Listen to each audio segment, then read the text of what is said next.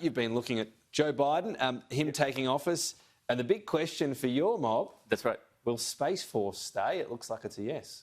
Yeah, there's been a little bit of lingering since he's taken office. He hasn't really said a concerted, yes or no on what was happening. And when Space Force was formed, it was kind of viewed as a joke, right? It was kind of viewed as, why are we doing this? What's this sort of thing? People failed to realize it actually was investigated under the Obama presidency, which obviously he was the VP, about whether they should do it or not. At the time, the Pentagon said, not quite right. 5 years later, they said, all right, it is the right time. So when you said it was a bit of a joke, Donald Trump came up with it, so his detractors were like Space Force. They had the big black flag and they thought a bit of vaudeville, but... People realized forgot there was substance behind it, right? It wasn't just a flag-planting exercise. This is something that had been considered for a while. And in fact, people again failed to realize that when it was passed in Congress, Democrats and Republicans pretty much equally supported it because of the growing rise of space, especially in China, Iran even, and saying the U.S. needs a military organization to do it. So pretty much the clear word that Biden will keep it. And in fact, they're trying to grow and triple their numbers by the end of this year alone.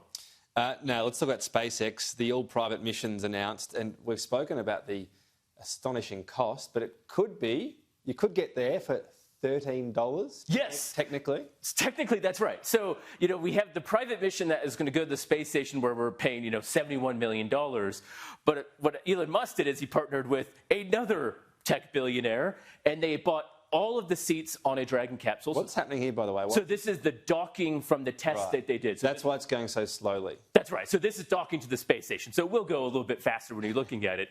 But, inside the capsule here is 6 seats.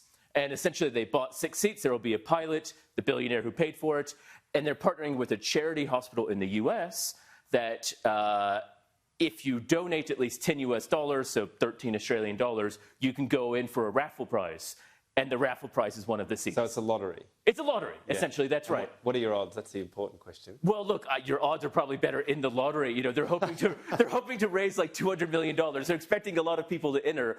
But the theme and the message is, the ordinary person actually has a chance. It's not requiring $71 million or being a NASA test pilot. Okay, but what happens if an 80-year-old wins the lottery? So that's a great question. They have in the caveat, they have to do some health screening, and you have to undergo and pass training and preparation. So there's a bit of caveat, so they may have some reserve winners or something like that. Wouldn't it be great if an everyday American, perhaps with a bit of winter husk about them, won it in Simpsons style, and they got the training and we saw the transformation? I mean, look, you could, right? You could imagine someone says, look, I'm going to, this is the trip of a lifetime, I'm going to do it. Just as, it used to be getting back in shape, Norman. Going to Fiji used to be the trip of the lifetime. Hey, just finally and briefly, so an Australian project has released measurement of 3,000 galaxies, full detailed physical analysis of this. Talk us through it. Yeah, so this is with the Anglo-Australian Telescope, so the largest optical telescope based at Siding Spring, so in northern New South Wales.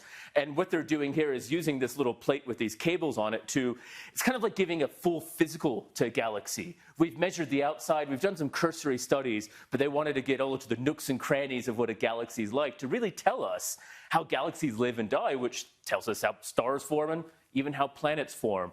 So it was a unique instrument built in Australia, ran in Australia, and they've released the data that is now essentially the envy of the world in astronomy.